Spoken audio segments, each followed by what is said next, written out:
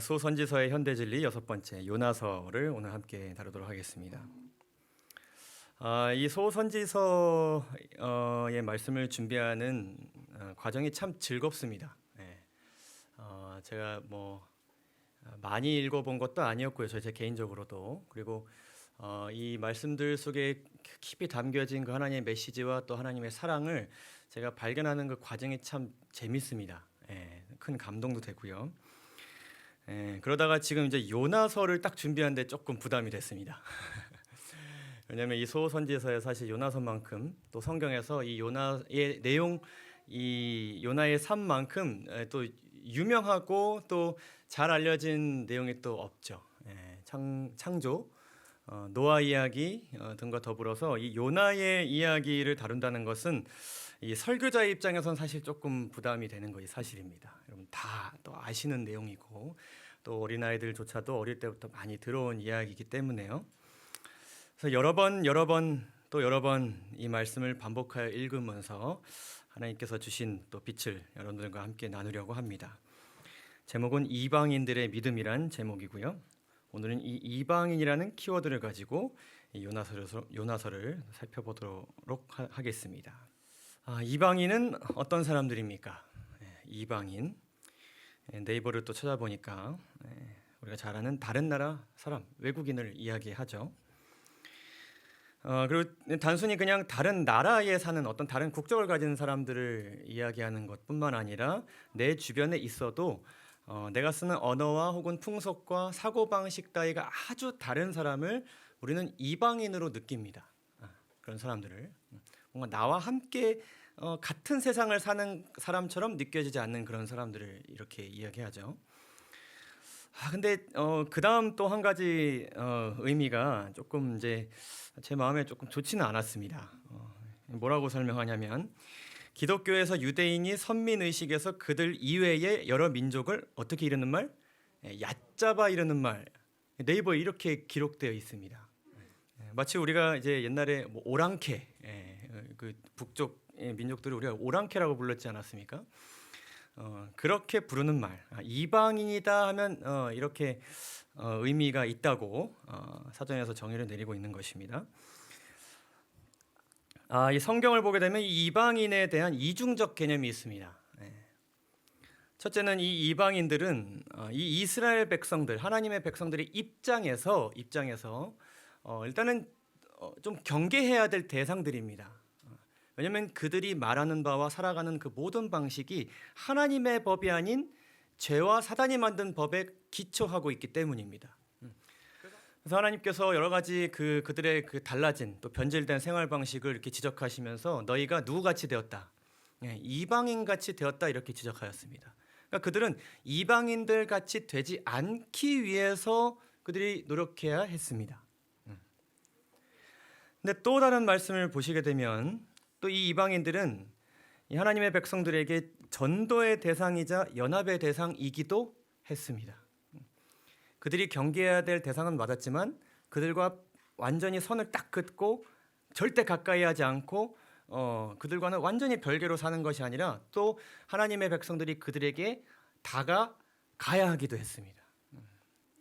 그래서 이사야서의 말씀을 보시게 되면 여호와께 연합한 이방인은 그러니까 자신의 그 사고방식을, 삶의 방식을 버리고 하나님께서 제시하시는 그 삶의 방향성을 맞춰 하나님을 믿고 따르고자 하는 그런 이방인을 여호와께서 나를 그 백성 중에 반드시 이렇게 갈라내시리라 말하지 말라고 이렇게 기록하십니다. 다른 사람들이라고 이야기하지 말라는 하나님의 말씀이죠. 이 개념을 여러분들 좀 기억하시면서 요나서의 말씀을 좀 살펴보도록 하겠습니다. 이 요나서 여러분들은 어떤 책으로 기억하고 계십니까? 요나서. 물고기 뱃속에서 3일을 보냈다 나온 이야기, 니느웨 백성들이 회개한 이야기, 여러분들 잘 아시는 내용일 텐데 이 요나서의 내용은 굉장히 독특한 성격을 가지고 있습니다. 아주 독특한 성격을 가지고 있어요. 특별히 이 소선지서를 우리가 보게 되면은 다 어떤 말씀이냐면 선지자가 하나님께로부터 받은 말을 전하는 내용이 담겨져 있습니다. 그래서 선지자가 전한 하나님의 말씀 그 자체가 성경의 기록들인데 이 요나서는 그것이 아니라 선지자에 대한 이야기가 기록되어 있습니다. 조금 성격이 달라요. 그러니까 그 말씀을 전한 선지자라는 한 인물의 삶을 조명하고 있는 것입니다. 근데 이 선지자라는 사람은 어쨌든 하나님의 말씀을 대신 전하는 대언자로서 하나님을 어떻게 보면 그 말씀을 받는 사람들에게 하나님을 대표해서 이렇게 말씀을 전하는 사람인데 그 사람이 이 책 속에서 어떤 사람입니까? 이 선지자가 아주 불충성하는 사람입니다. 하나님의 말씀을 아주 무시하고 하나님의 말씀을 굉장히 경외시하고 아주 대담하게 하나님의 말씀을 거역하는 그런 사람입니다. 누가요? 하나님의 선지자가. 근데 그 선지자의 그 연약하고 아주 불충성한 그 믿음이 누구와 비교되냐면은 그가 만나는 이방인들과 비교됩니다. 이것은 유대인들의 입장에서 어떨까요? 그러니까 다른 선지자 혹은 다른 그리스도인, 다른 이스라엘 백성들과 비교되는 것이 아니라 이방인들의 믿음과 비교되는 것입니다. 심지어 그 이방인은 누구냐면요, 이스라엘의 원수입니다. 이스라엘 선지자가 이스라엘의 원수의 믿음과 비교되었을 때 선지자의 믿음이 훨씬 연약한 것을 보게 되는 것이죠. 심지어는 선지자가 찾아가는 이 이방 나라 곧 이스라엘의 원수에 대한 정죄에 대한 말씀이 아니라 심판이 내려질 것에 대한 그런 어떤 멸망에 대한 말씀이 아니라 오히려 그들이 구원을 받는 이야기입니다. 그래서 이 책은 굉장히 독특해요. 그래서 이 책은 이스라엘 백성들에게 굉장히 이렇게 불편함을 주는 책입니다. 좀 자존심이 상하는 이야기예요. 우리의 원수들의 믿음이 우리보다 더 뛰어나다고? 그럴 수가 있어? 그들이 우리보다 더 하나님을 신뢰하고 믿는다고? 하나님께서 이 원수들에게 심판이 아닌 구원의 기별을 우리 보고 전하라고 하신다고? 그게 말이 돼? 하나님께서 우리 만민을 사랑하신다 하지만 우리의 원수들조차도 이렇게 아끼고 사랑하신다고? 이게 가능한 것일까? 이런 굉장히 불편한 생각과 질문들을 가지게 하는 말씀이 바로 이 요나서입니다. 그래서 하나님께서 그렇다라고 하실 때에 저들의 믿음이 그러하고 나는 너희에게 그런 기별을 전하라고 했고 나는 저들을 이렇게 한다 이렇게 생각한다라고 하셨을 때에 요나가 뭐라 그러냐면요, 사는 것보다 죽는 것이 내겐 낫겠다 이렇게 얘기합니다. 이 사실 자체가 너무 충격적인 거예요. 어떻게 그럴 수 있을까?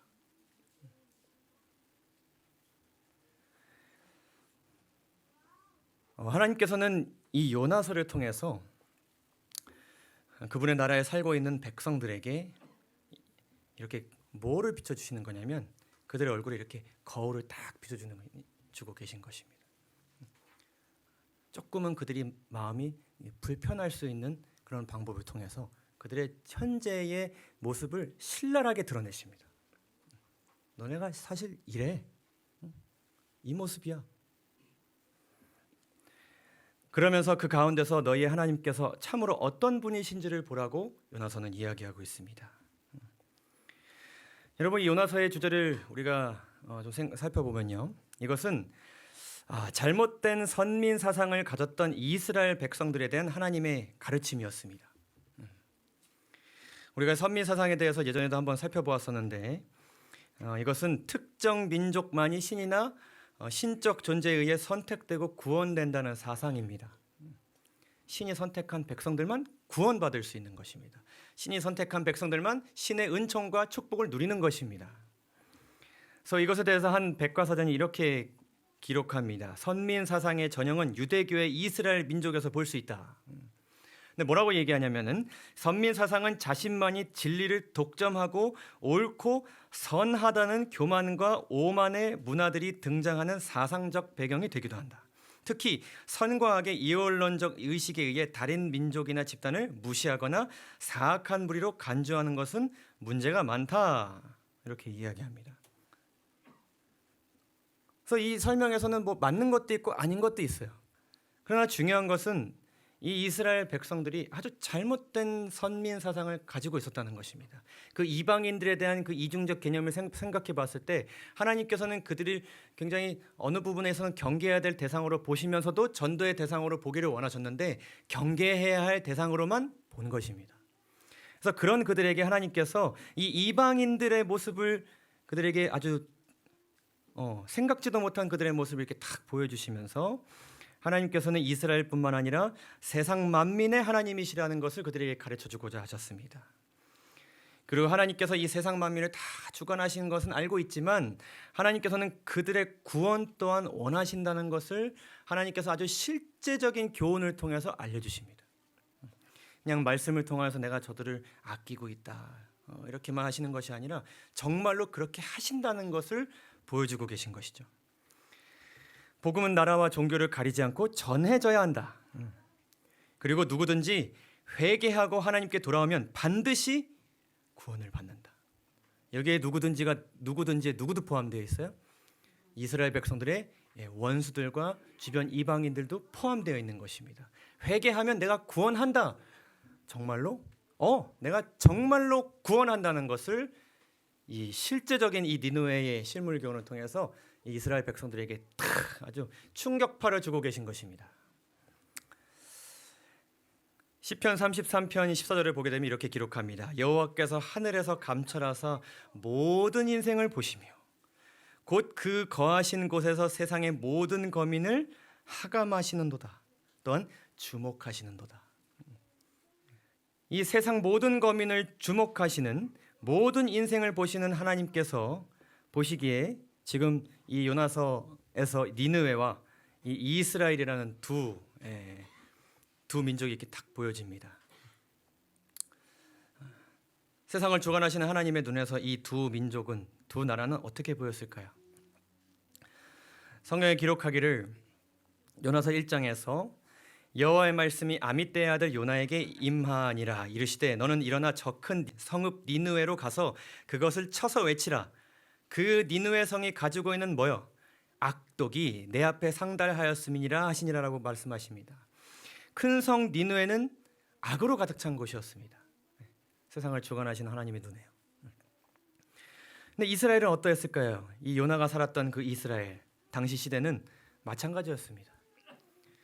여로보암이 사마리아에서 왕이 되어 41년을 위에 있으며 여호와 보시기에 악을 행하였습니다. 근데 이 악은 니느웨가 저지르고 있었던 그 악과 같은 단어입니다. 같은 악이에요. 하나님께서 보시기에 다 악한 악을 행하는 그런 민족이었던 것이에요. 그런데 모든 인생을 감찰하시는 하나님의 눈에는 이 두 악 가운데, 이 두 악을 행하는 두 나라 가운데 조금의 차이는 있었습니다. 영감의 글을 보게 되면 이렇게 기록합니다. 니느웨는 오랫동안 악의 소굴이었으나 시민 전체가 악에 빠진 것은 아니었다. 하나님께서는 그 성읍 가운데 상당수의 사람들이 선하고 고상한 것을 잡으려고 손을 내밀고 있으며 만일 살아계신 하나님을 배울 기회가 주어진다면 악한 행위를 버리고 하나님을 예배할 사람들이 많이 있음을 아셨다. 이스라엘은 어떠했을까요? 지정된 예배 형태로부터의 최초의 이탈은 더욱 심한 형태의 우상 숭배를 도입하도록 해서 마침내 거의 모든 국민이 스스로 자연 숭배의 유혹적 행습에 빠지게 되었다. 감찰하시는 하나님의 눈에는 이런 차이가 있었습니다. 어쩌면 이스라엘이 더 큰 악 가운데 있었다는 것을 우리가 알게 되죠. 그래서 그들의 그 현재 상태를 깨닫게 하시기 위해서 하나님께서는 계획을 세우셨고 어떻게 보면 좀 선지자 같지 않아 보이는 이 요나라는 한 사람을 부르셔서 특별한 명령을 내리십니다. 너는 일어나 저 큰 성읍 니느웨로 가서 그것을 쳐서 외치라. 그 악독이 내 앞에 상달하였습니다. 하시니라. 자, 그런데 요나가 어떻게 합니까? 여호와께서 직접 명령을 주셨는데 그러나 요나가 여호와의 낯을 피하려고 일어나 다시스로 도망하려 하여 욥바로 내려갔더니 마침 다시스로 가는 배를 만난지라. 어떻게 해요? 마침. 하나님을 떠나고자 했을 때 마침 다시스로 가는 배를 만나게 되었습니다. 우리가 살다가 이 죄 쪽으로, 하나님이 아닌 죄 쪽으로 우리의 고개를 돌리는 것이 얼마나 위험한가를 이 장면을 통해서 우리가 보게 됩니다. 조금은 내가 좀 하나님과 반대되는 것을 하고 싶다라고 고개 돌렸을 때에 사단은 마침 바로 탈 수 있는 다시스로 가는 배를 준비하는 것입니다. 뭔가 이렇게 저도 그런 경험들이 있습니다. 오늘만큼은 좀 놀고 싶다. 마침 전화가 오는 것입니다. 마침 놀자는 친구들의 전화가 있고, 마침 뭔가 더 이것을 할 수 있는 돈이 갑자기 들어온다거나, 마침 그것을 할 수 있는 시간이 생긴다거나, 이것은 결코 우연이 아닐 것입니다. 요나는 이제 마침 만난 이 다시스로 가는 배를 타고 이제 하나님과 그 명령과 반대되는 곳을 향해서 갑니다. 혹시 모르겠습니다. 마침 이 배를 탐으로 인하여서 이것이 하나님의 인도하심인가 보다라고 그가 착각했을지도 모르겠습니다. 그러나 그것은 분명 여호와의 낯을 피하는 길이었음이 분명했습니다. 그렇게 했을 때 하나님께서는 그 길을 따라가십니다. 요나도 그것을 알았겠지만 그것을 마음 깊이 인지하지 못했습니다. 여호와께서 풍랑을 보내십니다. 그 다시스로 가는 배예요. 이 배 안에서의 그 장면을 보게 되면 여기서도 이 선지자 요나와 이방인들의 믿음이 이렇게 대조되는 모습을 우리가 발견하게 됩니다. 자, 이 배에는 어떤 사람들이 있을까요? 일단은 뱃 사람들이 있고 사공들이 있고 또 선장이 나옵니다. 그 다음에 이 요나가 등장하죠. 풍랑이 있게 될 때 이 사공들의 반응이 어떠했습니까? 그들은 두려워하여서 자신들이 믿는 각각 그 자신들의 그 신을 부르면서 간구하였습니다. 살려달라고. 그 대상이 하나님께로는 향하지 않았지만 그들이 믿는 그 신이 가짜 신인 것인지도 몰랐지만은 그 순수한 그 믿음을 가지고 생명을 구하고자 그들이 각자의 신에게 부르짖은 것입니다. 믿음의 방향은 잘못되어 있었지만은 조물주에 대한 믿음은 그들이 있었던 것으로 보여집니다. 그리고 또 배를 가볍게 하려고 그 가운데서 물건을 던집니다. 그냥 간구만 해서 가만히 있는 것이 아니라 이 상황을 자신의 힘으로도 어떻게든 해결해 보려고 자신이 할 수 있는 것도 최선을 다해서 다 하고 있습니다. 이 믿음의 방향이 하나님께로만 고정되어 있다면은 사실 이것은 굉장히 좋은 믿음이라고도 볼 수 있겠죠. 그런데 이때는 요나가 무엇을 하고 있었습니까? 배 밑층에 내려가서 누워서 깊이 잠에 들어 있습니다. 이 주변에서 무슨 일이 일어난지도 인지하지도 못하고 이 배가 어떻게든 이 풍랑에서 살아남으려는 그 과정 가운데 도움도 주지 않습니다. 그래서 이들은 여호와의 낯을 피하여 잠든 하나님의 선지자로 인해서 목숨을 잃을 위험에 빠집니다. 저는 이 장면을 보면서 이 목회자로서의 정말 크고 무거운 책임감을 다시 한번 느끼게 됩니다. 이것과 대조되는 모습이 사도행전 27장에서 그 로마로 향하던 배 장면이죠. 그곳에는 하나님께서 보내신 하나님의 전도자 바울이 있음으로 인하여서 그들이 오히려 구원을 받습니다. 이 바울이 사람들을 안심시키고 그들을 인도하고 그들과 함께 하신 하나님으로 인하여서 그들이 생명을 얻습니다. 근데 이곳에서는 반대로 하나님의 선지자 때문에 사람들이 죽을 위기에 처한 것이죠. 그래서 이것은 우리가 이제 하나님의 백성으로서 그리스도인으로서 세상 가운데 있을 때에 우리에게 부여된 어떤 영적인 책임감에 대해서 우리가 생각해 볼 수 있습니다. 나로 인해서 사람들이 죽어가는가? 나로 인해 사람들이 구함을 받고 있는가? 이 선장이 요나를 찾아옵니다. 그리고 말하기를 자는 자여 어찌면요 잠이 오고 있습니까? 지금 밖에 무슨 일이 벌어지고 있는지 아십니까? 이렇게 말하면서 뭐라고 이야기하냐면 너의 하나님께 구하라 이렇게 이야기합니다. 너가 믿는 신에게 구하라. 혹시 너가 믿는 그 하나님이 우리를 생각하사 망하지 않게 하시리라 하니라. 여러분 이 표현을 잘 기억해 주시면 좋겠습니다. 혹시 하나님이 우리를 생각하사 망하지 않게 하시리라. 그 너가 믿는 당신이 믿는 하나님이 내가 믿는 신은 아닐지라도 너가 구하면 혹 들어주지는 않으실까? 어서 일어나서 깨어서 기도하라고 이 이방인 이 선장이 하나님의 선지자에게 지금 이야기하고 있는 것입니다. 그러나 선지자왕은 기록하기를 의무의 길에서 벗어난 그 사람 곧 이 선지자의 기도는 도움을 하나도 주지 못했습니다. 그가 그 앞에서 아주 멋있는 말로 우렁찬 목소리로 선지자의 음성으로 아주 풍랑이 곧 잠재워질 것처럼 기도를 했을지 몰라도 그것은 전혀 그들에게 도움이 되지 않았습니다. 왜냐하면 그는 이름만 선지자일 뿐이지 하나님께서 요구하신 그 길에서 벗어난 사람이었기 때문이었습니다.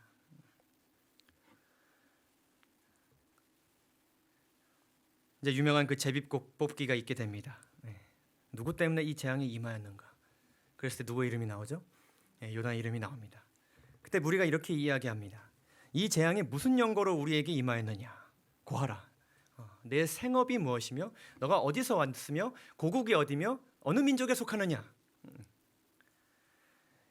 자, 이때 1장 9절에 나타난 요나의 대답이 굉장히 의미심장합니다. 그가 대답하되 나는 히브리 사람이요 바다와 육지를 지으신 하늘의 하나님 여호와를 어떻게 하는 자로다? 경외하는 자로다. 이 선지자가 이렇게 이야기합니다. 하나님께서 보시기에 어떠하셨을까요? 정말 기가 찰 장면이지 않습니까? 나는 창조주 하나님을 경외하는 자입니다. 이 말을 들었을 때 무리가 뭐라 그러냐면요. 내가 어찌하여 이렇게 행하였느냐. 이 선지자가 여호와의 낯을 피해서 온 줄 알고 이 이방인이 선지자에게 말하는 것입니다. 당신이 하나님을 믿는다고 하는데 어떻게 이렇게 무책임한 일을 할 수가 있습니까? 어떻게 지금 이 배에 탄 것입니까? 당신의 신이 명한 곳으로 갔어야지요. 어떻게 이렇게 살아가는 것입니까? 라고 오히려 그 사람들이 요나에게 이야기하였습니다. 그들은 너를 어떻게 하여야 바다가 우리를 위하여 잔잔하겠느냐라고 이야기합니다. 그때 요나가 생각이 든 그 해결책은 이 배에서 내가 제거되는 것입니다. 참 슬픈 장면입니다. 이 배라는 작은 이 공간 안에서 하나님의 선지자가 없는 것이 이들의 생명에 도움이 된다는 것이 참 슬픈 장면입니다. 그가 대답하되 나를 들어 바다에 던지라. 그러면 바다가 너희를 위하여 잔잔하리라. 하나님께서 잔잔하게 해주시라라고도 말하지 않습니다.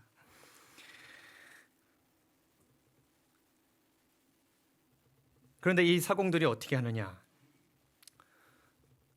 그들이 어떻게 했을까요? 그들이 바로 이 요나를 바다에 던졌을까요? 아니요, 이들은 다시 노루졌습니다. 이들은 자신들의 그 생명을 지키기 위하여 이 요나를 바로 바다에 던지지 않습니다. 어떻게든 그래도 자신들의 힘으로 이것을 어떻게든 요나도 살리고 자신들도 살리기 위해서 최선을 다합니다.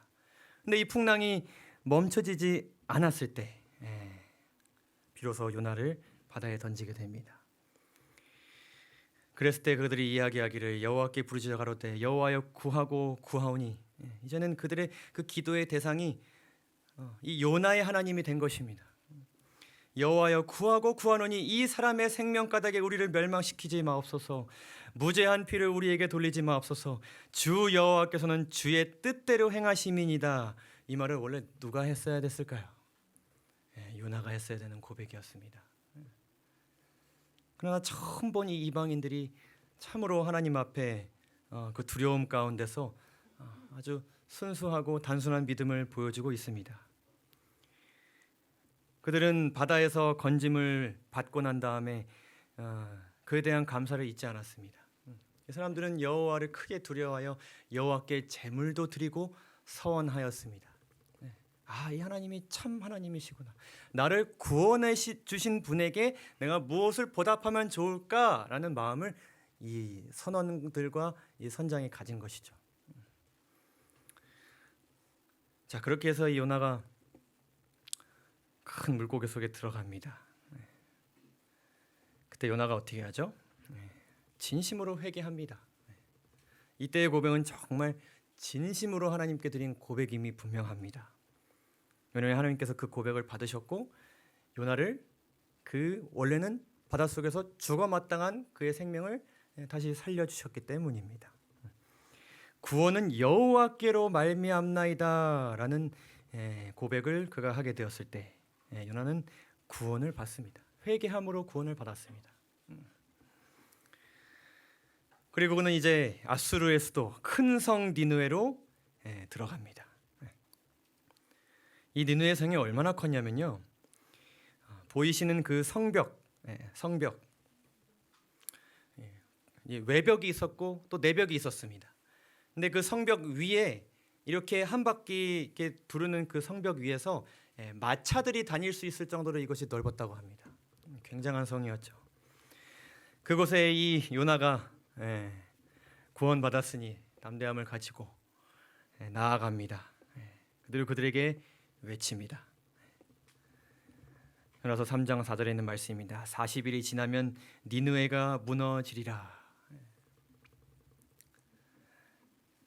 자, 근데요, 이 외침에는 많은 내용들이 빠져 있습니다.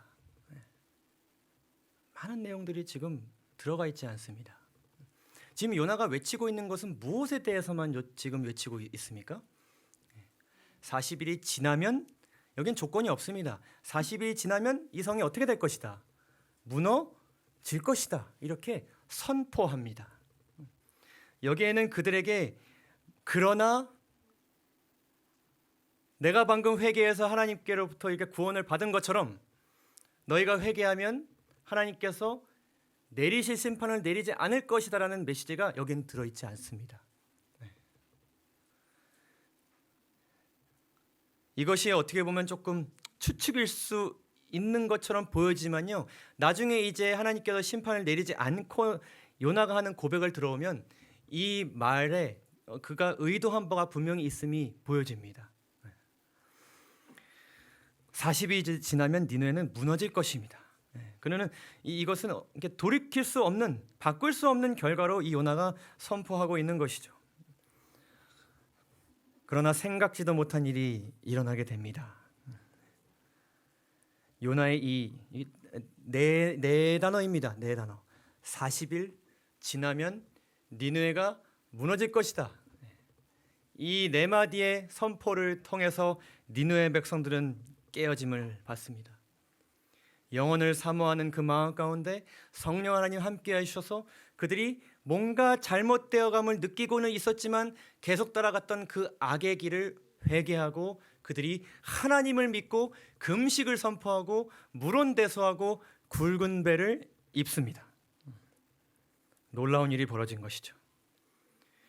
그리고 그 소문이 니느웨 왕에게 들림에 왕이 보좌에서 일어나, 즉시로 일어나 조복을 벗고 그가 입은 옷을 벗고 굵은 배를 백성들과 같이 입고 제에 앉으니라. 왕이 그 대신으로 더불어 조서를 내려 니느웨에 선포하여 가로되 사람이나 짐승이나 소떼나 양떼나 아무것도 입에 대지 말지니. 먹는 것부터 딱 우리가 구별하자라고 이야기하면서 물도 마시지 말 것이요 사람이든지 누구든지 짐승이든지 다 굵은 배를 입을 것이요 이 나라 안에 있는 모든 생명체는 하나님 앞에 회개할지어다, 이렇게 이방 나라의 왕이 선포하고 있는 것입니다. 그리고 이렇게 이야기합니다. 힘써 여호와께 부르짖을 것이며 각기 악한 길과 손으로 행한 강포에서 떠날 것이라. 이 왕의 이 메시지는 하나님께서 끊임없이 선지자를 통해서 이렇게 하라고 명령하신 그 문장입니다. 너희가 힘써 여호와를 알라, 여호와께 부르짖고 너희의 악한 길과 강포에서 제발 떠나라라고 하신 그 하나님의 말씀을 지금 이 이방 나라의 왕이 즉시로 실천하고 있는 것입니다. 그렇게 됐을 때에 하나님께서는 조금도 망설이지 않으시고 그분의 뜻을 돌이키십니다. 이제 이 왕이 또 이 얘기를 합니다. 아까 선원들의 얘기처럼요. 하나님이 혹시 뜻을 돌이키시고 그 진노를 그치사 우리로 멸망치 않게 하시리라. 이 혹시란 말은 믿음이기는 하지만 그래도 그렇게 되지 않을 수도 있지 않을까라는 두려움이 있지만 그럼에도 불구하고 혹시 그렇게 하실 것으로 여길지라도 그들은 회개한 것이죠. 상상 속 그림이지만 이 그림들이 주는 감동이 얼마나 큰가요? 이 이방 나라 백성들, 이스라엘 원수들, 이스라엘 백성들이 보기에 가장 악속에 그래도 우리가 그들보다 낫다고 여겼던 그 사람들이 이렇게 통곡하면서 자신들의 죄를 회개하고 있습니다. 그리고 뒤에서는 어떤 일들이 벌어지고 있습니까? 우상들이 이렇게 파괴되는 것을 보게 됩니다. 저는 이 그림이 너무 감동적입니다. 저는 이 그림을 보면서 이렇게 마음에 깊은 뭔가 울림이 있었습니다. 비록 상상 속의 그림이지만요. 온 나라가 정말 전심으로 자신들의 죄를 회개하고 하나님께 구원을 울부짖는 이 모습이 참으로 감동적입니다. 근데 이 모습은 누구의 모습이어야 했을까요? 이스라엘의 모습이어야 했습니다. 이스라엘 백성들에게 이 모습은 요나가 보기에 이 모습은 충격적인 일인 것입니다. 너무나도 부끄러우나 그것이 너무나도 자존심이 상해서 부끄럽다고 말하지 못할 정도로 이것은 충격적인 일이었습니다. 하나님께서는 누누이 이야기하셨습니다. 악한 길에서 돌이키면 내가 재앙을 내리지 않을 것이다. 정말 그럴 것일까? 혹시 하나님이 그렇게 하실 것인가? 그러나 이스라엘 백성들은 그것을 경험하지 못했습니다. 왜냐하면 그 사람들이 그것을 실행에 옮기지 않았기 때문입니다. 그러나 이 니느웨 백성들이 실행에 옮겼을 때 하나님께서는 내가 정말 재앙을 내리지 않을 것이다라는 것을 실제적인 교훈으로 지금 보여주고 계신 것입니다. 하나님이 그들의 행한 것, 곧 그 악한 길에서 돌이켜 떠난 것을 감찰하시고 그분의 뜻을 돌이키사 그들에게 내리리라 말씀하신 재앙을 내리지 아니하시리라. 아멘이지 않습니까? 여러분, 요나가 회개했을 때 하나님께서는 구원을 베푸셨습니다. 회개하도록 이끄셨고 회개했을 때 건져주셨습니다. 똑같은 상황입니다. 니네가 회개했을 때 하나님께서는 뜻을 돌이키사 회개하도록 이끄셨고 회개했을 때 재앙을 내리지 않으셨습니다. 생명을 연장할 수 있는 기회를 주셨습니다. 영원한 생명을 받아들일 수 있는 기회를 주셨습니다. 그런데 그렇게 했을 때 요나의 반응은 또한 놀랍습니다. 요나가 심히 싫어하고 노하여. 이것은 굉장히 글쎄요. 반응 뒤에 나오는 이 요나의 말이 사실 저는 여러 번 읽어봐도 잘 이해가 되지 않습니다. 여기에는 굉장히 복합적인 생각과 복합적인 감정이 들어있음이 저는 느껴집니다. 심히 싫어하고 노하여 그가 말하기를 오 여호와시여 제가 고국에 있을 때에 이렇게 될 것이라고 말씀드리지 않았습니까? 이렇게 된 것은 좋은 것인데 왜 이 사람은 지금 역정을 내고 있는 것일까요? 그래서 제가 전에 다시스로 도망하려고 서둘러 간 것입니다. 하나님께서 이들을 구원하신 것 같아서 내가 여호와의 낯을 떠난 것입니다. 이게 도대체 무슨 말일까요? 이는 주께서는 은혜로우시고 긍휼히 여기시며 노하기를 더디하시고 인애가 많으시며 재앙을 인하여 안타까워하시는 하나님이시기 때문에 자기가 구원받아서 지금 이 자리에 있는데 그러한 하나님이 저들에게도 되어신 줄을 내가 알았기 때문에 하나님을 떠났습니다. 자, 이것에 대해서 선지자 왕은 이렇게 기록합니다.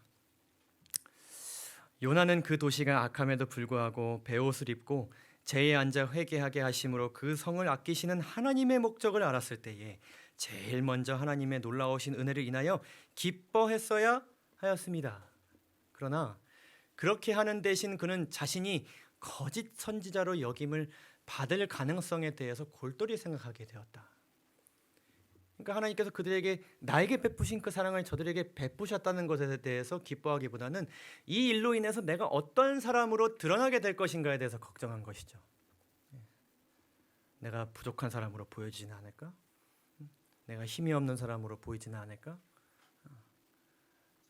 나 때문에 이 모든 일이 벌어졌는데, 죄에서 나오는 아주 연약한 그 본성에서 나오는 생각인 것이죠.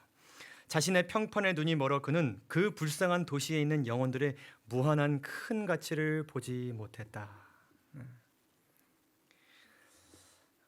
이 요나서에 나타난 이 두 대조, 이것은 이 이스라엘 백성들에게는 좀 보고 싶지 않은 아주 불편한 상황이지만 봐야만 했던 하나님의 섭리였습니다.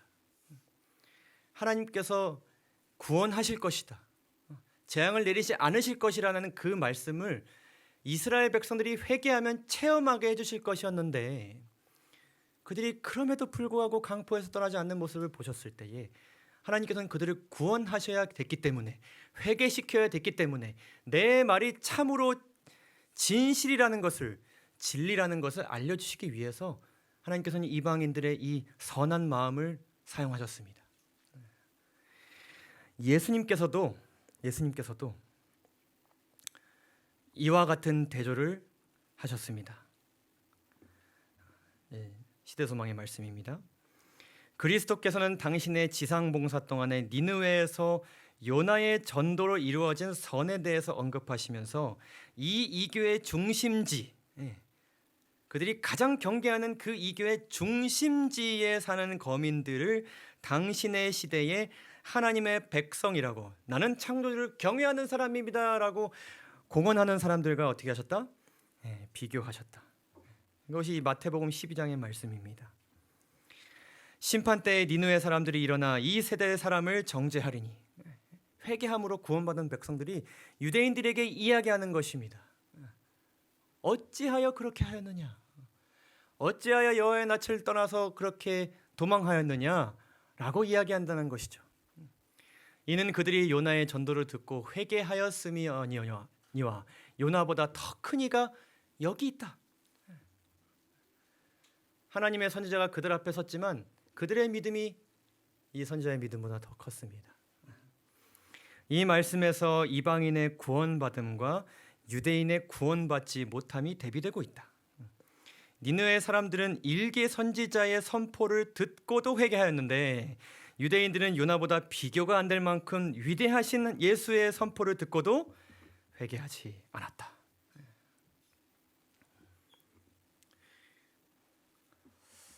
저는 오늘 이 말씀을 좀 살펴보면서요, 제 자신을 좀 돌아보게 되었습니다. 그러면서 이 교훈을 우리가 함께 나누기를 소망합니다.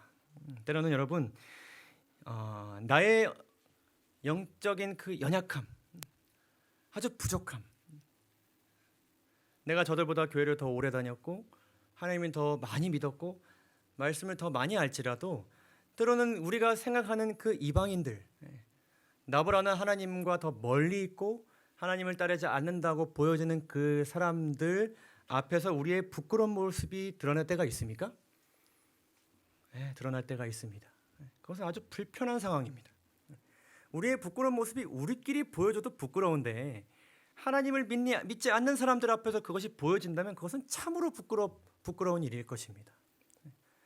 제가 목회자로서 그런 모습이 보여졌을 때, 저 사람 목사래 라고 한다면 저의 그 마음 가운데 무너지면 얼마나 클까요? 그러나 때로는 하나님께서는 그들의 모습을 통하여서도 우리에게 깨우침을 주십니다.